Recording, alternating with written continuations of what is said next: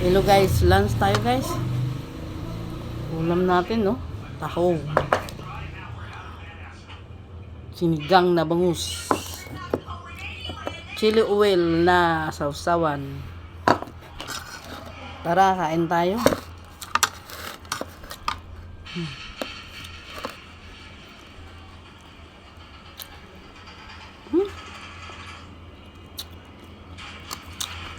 Favorite ko talaga yung bangus kahit anong gawin.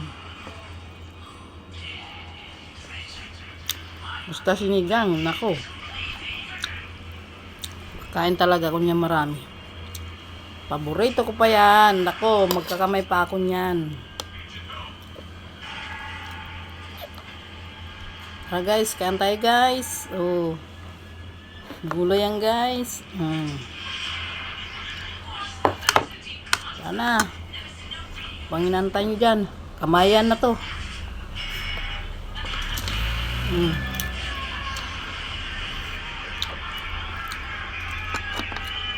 Tapos lang ng tinda ko. Napahinga na muna. Break muna. Break time na. Break time muna. Kain muna tayo.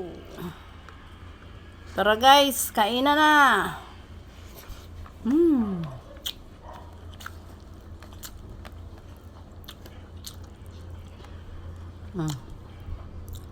Kangkong. Mahilig din ako sa gulay. Kayo ba mahilig din?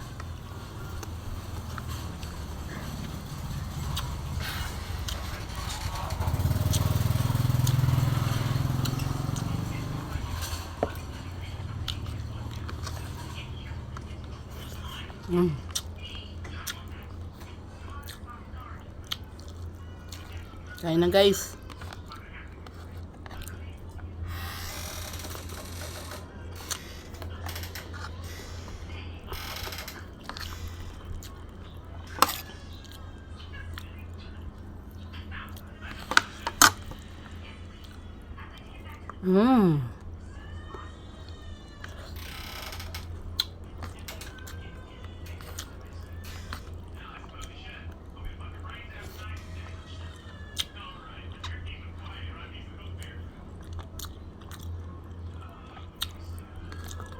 Ang taba ng bangus.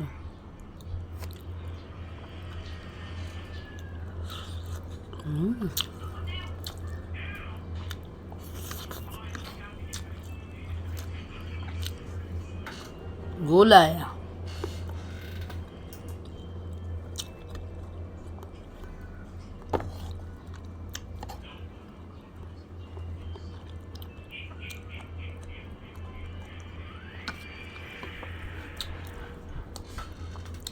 Gulay, pampahaba ng buhay. Gulay tinitinda ko guys sa mga isda, karni, manok, lahat na yun. Tinitinda ko mga prutas.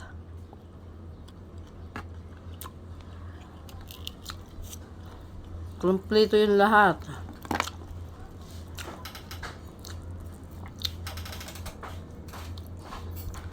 Nag-order din. May mga nag-order din kung anong in-order.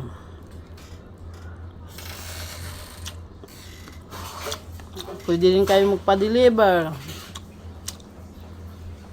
Pero meron akong dinideliveran.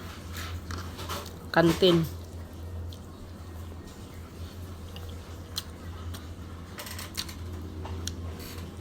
Sa Unilever.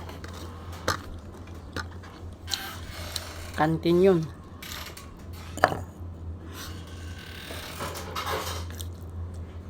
Kantin ng pabrika, Unilever. Doon may nag-order sa akin doon. Yun ay malakihan na order.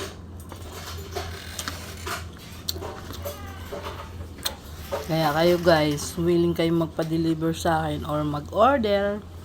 Kompleto ako lahat.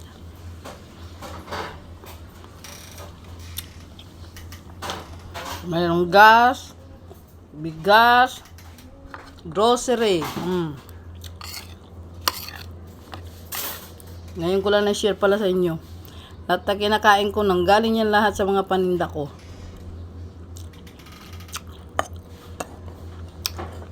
Sawa ni Lord. Yun lang ang papaaral ko sa mga anak ko. Pantinda ko. Hindi ko yun kinakahiya. Kasi marangal na hanap buhay yun. Yung iba, kung ano mga inisip nila, bahala sila. Basta ako, naghanap buhay, marangal ang trabaho ko. Yun lang. Kasi simula nung nagkaanak ako, na-stay na ako sa bahay, hindi na ako nakapagtrabaho. Almost 15 years, hindi na ako nagtrabaho. Na-stay na lang ako sa bahay. Nag-business na lang ako. Asawa ni Lord. Ito, hanggang ngayon, nagbi-business pa rin. Kaya kayo guys, may mga order kayo, gusto nyo order ng ulam, mag-PM lang kayo sa akin. Meron ako mga gulay, isda, prutas, kung ano man ang orderin mo, meron ako. Bigas, gasol, kung ano man dyan, bahala ka na. Lahat yun, meron ako nun.